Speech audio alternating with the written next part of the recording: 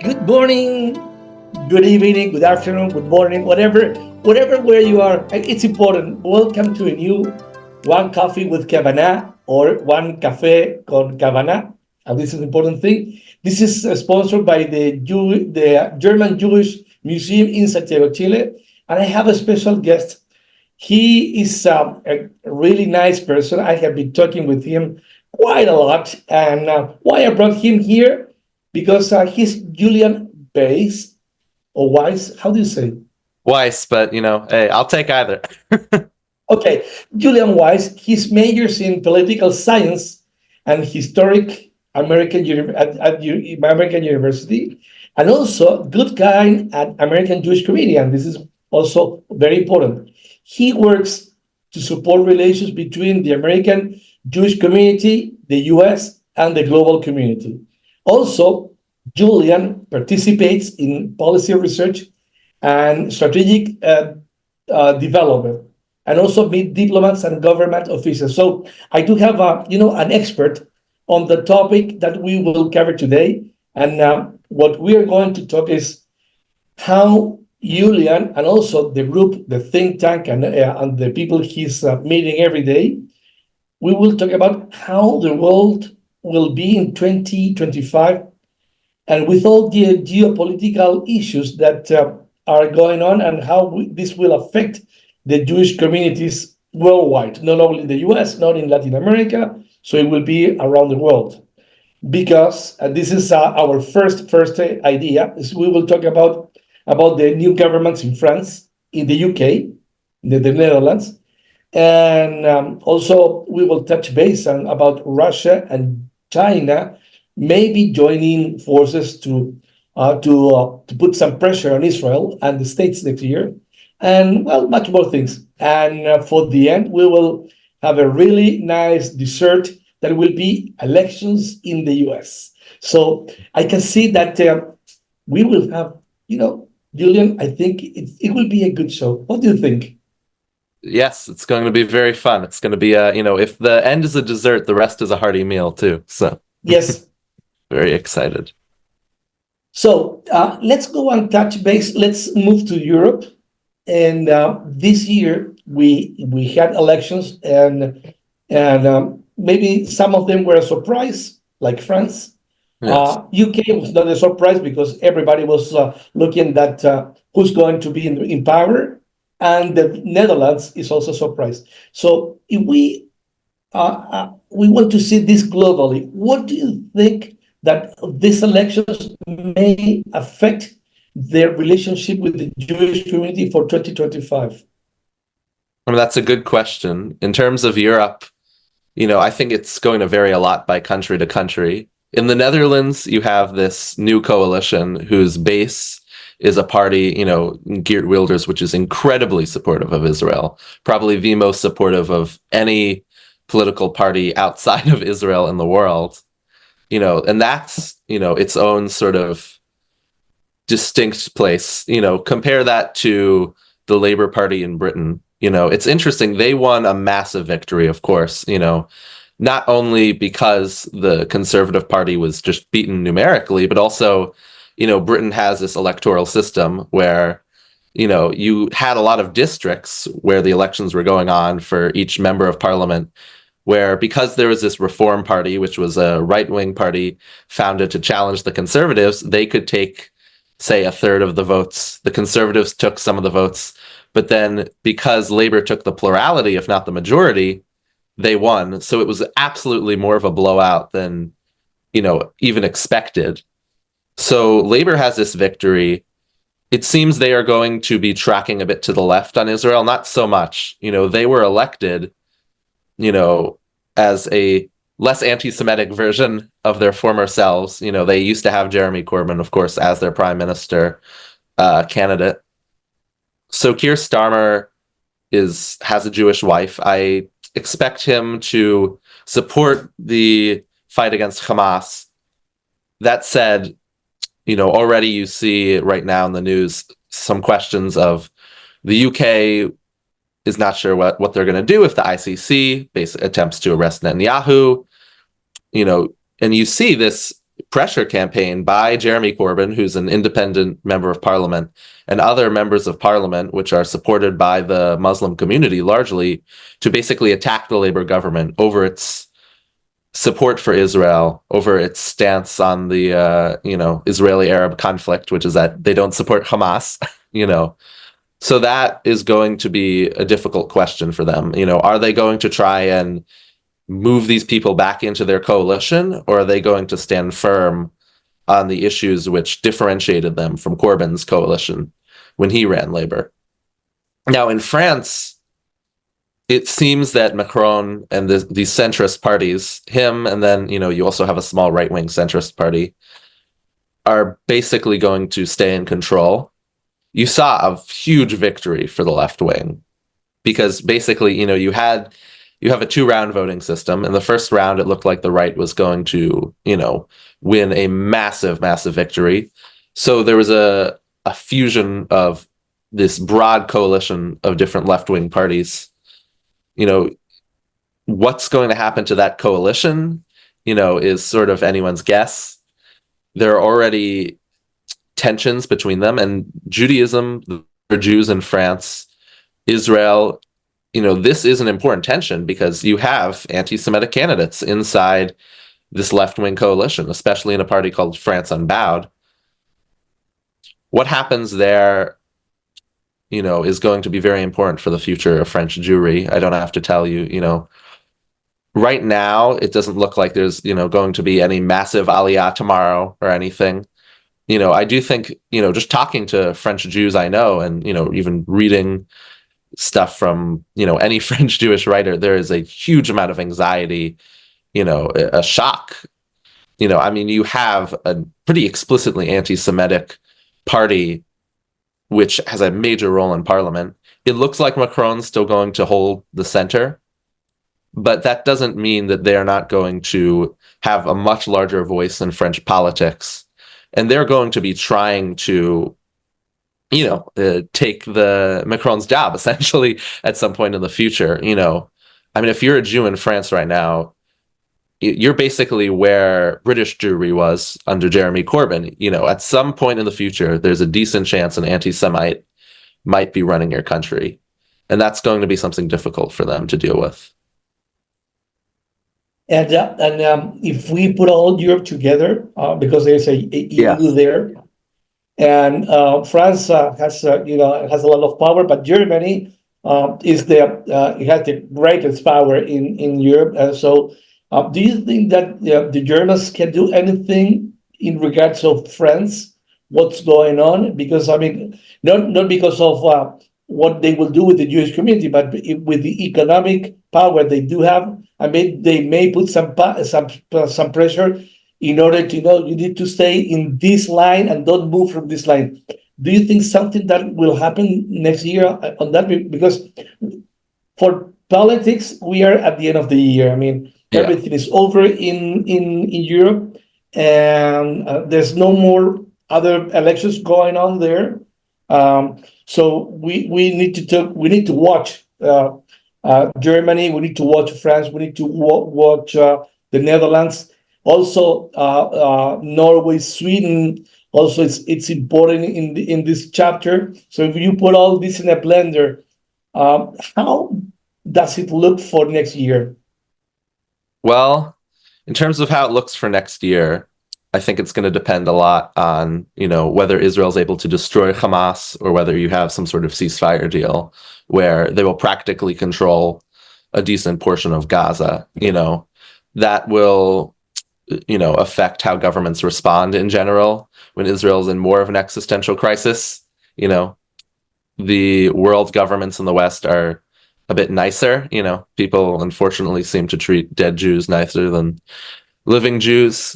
If Israel totally wins in Gaza, I think you can expect a different line. I will say the European Union will stay, it seems, pretty supportive of Israel based on the new coalition in their government. In general, outside of the Arab world, you look at elections, you've seen in the European Parliament much more pro-Israel parties. You saw the victory earlier this year of a very pro-Israel president of Argentina. India, you have pro-Israel parties still running the government. We'll see what happens in the US, but I'm confident there's going to be a large pro-Israel majority in Congress, if nothing else. In general, outside of the Arab world, there's a lot of support for Israel in the rank and file. And we haven't even touched South Africa, where you had this government which made their big campaign issue, the last speech, that major campaign speech of the ANC, the African National Congress, was before the elections in South Africa was about Gaza. They made that their issue. And they got in return from the South African people the first time since the end of apartheid where they did not have an absolute majority in parliament. So you do see a lot of support for Israel around the world. And in Europe specifically, it seems that there's going to be at least the acceptance that, Israel has a right to exist as a Jewish state. The hostages, of course, must be returned. Now you get the question, what happens with the ICC? How will countries hold against that? And especially, if Israel just flattens Hamas and ends up in a role where they're practically, they're in control of Gaza, how will the independent European countries react? Right now, Joseph Borrell, which is the current EU foreign minister, has been pretty staunchly anti-Israel, much more than the individual countries in the EU. You have a new foreign minister coming into that role, so we're going to see. Hopefully things will be changing a bit more in Israel's favor. But, it's a big question. It's going to depend a lot on how the rest of the war against Hamas, against Palestinian Islamic Jihad, and the other different terror groups which are backed by Iran goes. Okay, well, it's a good thing. I mean, let's fly to the U.S. You were born in the U.S. You live in the U.S. So, I Last mean, time I checked. let's go to the dessert, and because it's nice to have a dessert. This week it was a great move. I will not say it was a great change. It was a great move. Biden is not running for president. Kamala is there. I mean, what will happen? Do you think that Kamala will go and for the race as a president, or they need to go to the primaries? What is the expectation in the U.S.? What is going to happen in the following months? Because it is very important to see who will win. If somebody from it will be a Democrat, and who will be the Democrat who will go into the White House, or if Trump will win, and we will have two different scenarios. Is that right? Yes, and this is the $1 million question. If I Yes. could tell you with certainty who would win the White House, I'll say, I would be a lot richer than I am right now. Yeah. You know, I mean, Biden, obviously he's dropped out of the race. Kamala, I do think she's basically clinched the nomination because she has an absolute majority of primary delegates. If everyone went to the convention tomorrow, she would be the nominee. And much more than that, there hasn't been any serious opposition to her. A lot of the people like Gavin Newsom or Josh Shapiro that have been floating around the news, as possible alternatives haven't said anything. That doesn't mean there can't be a dark horse, but there isn't anyone with a serious level of support who has shown much interest in challenging her. So it seems she's going to be the nominee. And I'm pretty comfortable in saying that as a fact, especially now she has the endorsement from the Clintons and Obama. She really has the establishment in the Democratic Party behind her. Never mind Biden. In terms of what this means for the election, she is Yes. to the left of Biden on Israel, on the Jewish issues in general, a little bit. She is going to be a bit stronger in her, well, actually, yeah, a bit stronger in campaigning that Israel is, by fighting Hamas in Gaza, doing XYZ wrong. She's going to be very hawkish on the anxieties about casualties amongst Gazans. She is not going to be probably as good for Israel as Biden would be in a second term, and that's, It's just reality, unfortunately. She has a lot of time to sort of hammer out her specific ideas, for what she wants for the Middle East. She'll probably try and tack at some point a bit towards the center because she already has this issue she's facing where she's beginning to seem like too far left a candidate. So we'll see that happen at some point. But, that doesn't mean once she's in the White House, she won't have the same pressure points that Biden has in his progressive allies over Israel. And we'll see who she appoints for ambassador, for example, to Israel would be very important in kind of parsing out what her policy would be. If she wins the White House, I think Israel is going to have a lot of anxiety about, basically the future of the U.S.-Israel alliance, certainly from the more right-wing factions such as Likud, Otzma Yehudit, religious Zionism. I think you will see a lot more strategic planning for maybe a world where there is less American support.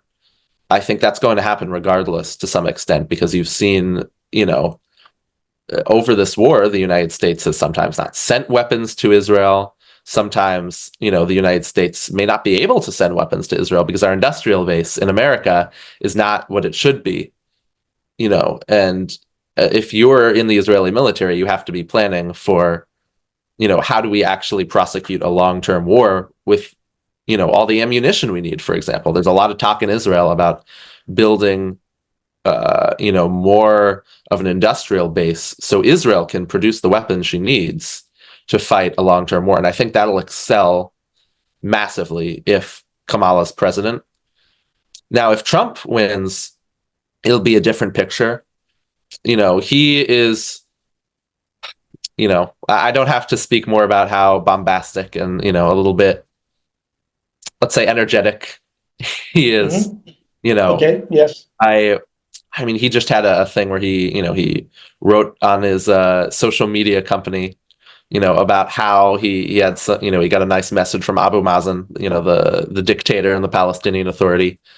In general, the people around him, because at the end of the day, no man rules alone, and no matter where you fall in the coalition, in the Republican Party, in the Democratic Party, you have people who are working basically within their sphere, people whose career has basically been working for right-wing or left-wing administrations who are appointed, and I think the Republican Party is going to appoint pretty pro-Israel people inside the Trump administration. David Friedman will probably return as ambassador.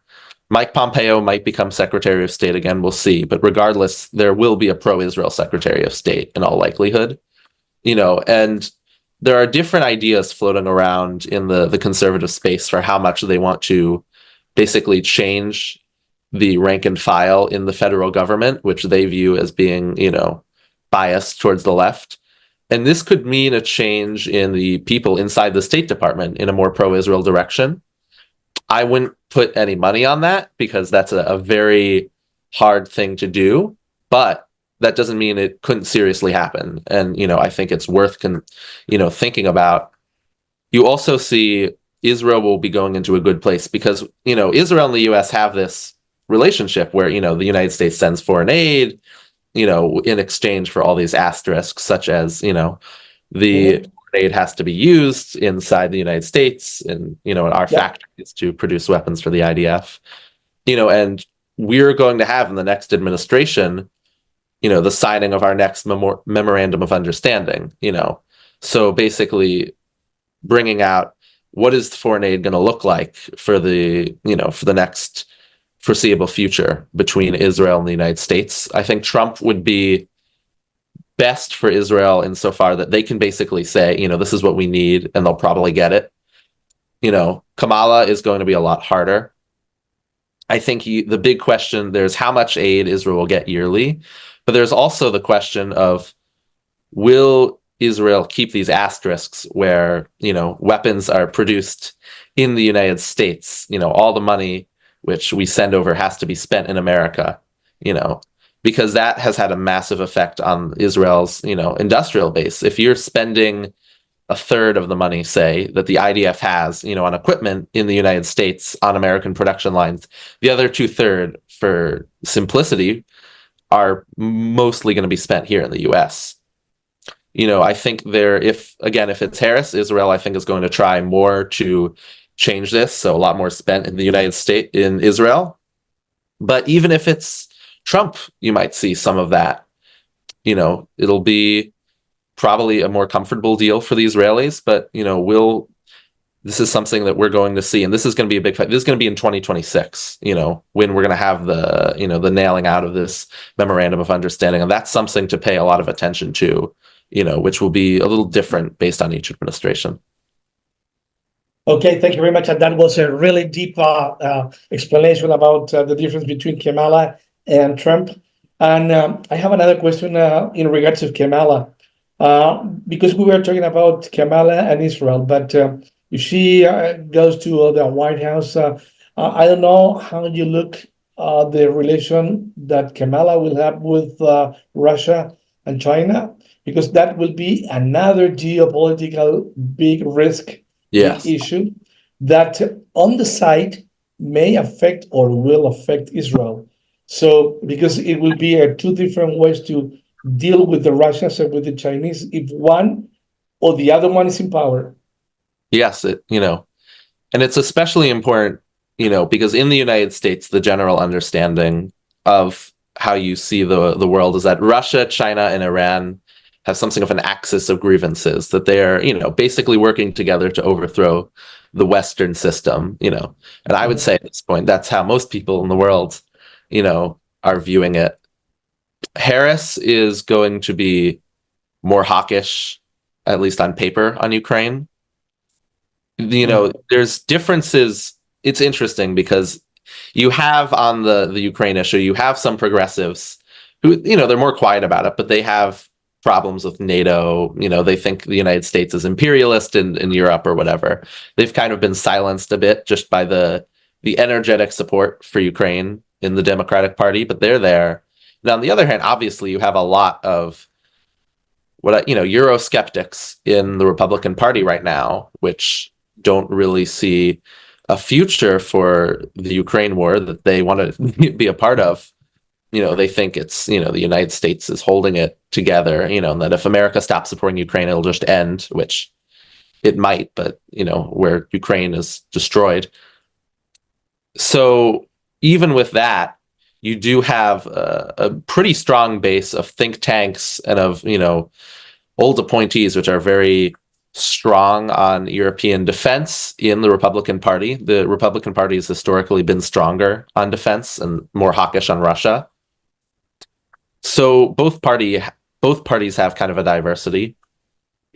The Republicans have outlined basically, between Trump and the House of Representatives, where you have plans, they have people who want to be more hawkish on Russia, that, for example, the United States has limits on how Ukraine can use the weapons we've sent to them. Can you strike inside the Russian Federation, or do you have to fight only for the territory which the Russians have overrun inside Ukraine? So you might see something more hawkish. But Trump, he's been asking for a deal, and the Ukrainians, of course, will probably want to see the war ended before Trump takes power. It's in either scenario, in the Democrats, you have something where they'll be much more resolutely supporting Ukraine. There'll be a lot of support in the media that the Democrats rank and file listen to on Ukraine. That doesn't mean necessarily that the United States will have the industrial power to support Ukraine for 4 more years, and that doesn't mean Ukraine necessarily has the manpower. It would be, the worst case scenario, is that Ukraine is, destroyed over the course of the next administration, regardless. Either way, I think both administrations are not going to be supporting the full position, the ideal positions of the Ukrainian government on how the war is going to end, whether they say it publicly or privately, because Ukraine's feeling is, hey, this is not a war which started when Russia launched their full-scale invasion. It started in 2014 when the Russians, annexed Crimea, and you had all these separatists, which were backed by Russian guns, taking pieces of Ukraine. I mean, Donetsk, for example, which is one of the regions which they were fighting over, it's bigger than the state of Israel. It's huge. And they don't want that to just, be left to the Russians. I think both administrations would basically say the Russians can keep Crimea unless Ukraine really just overwhelms Russia. If maybe, I mean, no one can predict the future as much as I like to think I can, because I was always, saying how we've screwed up on leaving Hamas to, just sit there, and eventually they're going to, seriously hurt Israel. But, no one can predict the future, myself included. So maybe Russia will be massively destabilized in some way. Maybe the Ukrainians will have a breakthrough. But right now, it doesn't look like they'll be able to retake Crimea with Western support. Then you have the question, which will be based on how strong Ukraine has been, where their offensive is, the regions that Russia has annexed other than Crimea, as opposed to the regions that Russia has military control over officially inside Ukraine. I mean, it's hard to say what will happen, because the reality is it's not in the hands of President Trump or President Kamala or even President Biden right now. It's in the hands of the Ukrainians and also the Russians. If Ukraine does well, the West is not going to, force her to withdraw from territory inside Ukraine. But if Ukraine does badly, at the end of the day, hopefully there will be some support on both, I think, in both administrations. No administration wants to see Ukraine be destroyed, but that doesn't mean that they're all willing to put a ton of energy and money and weapons into making sure Ukraine doesn't lose a massive amount of territory at the end of the conflict. So 2025 looks like it will be challenging. We will have many things that we cannot predict. Yes, unfortunately.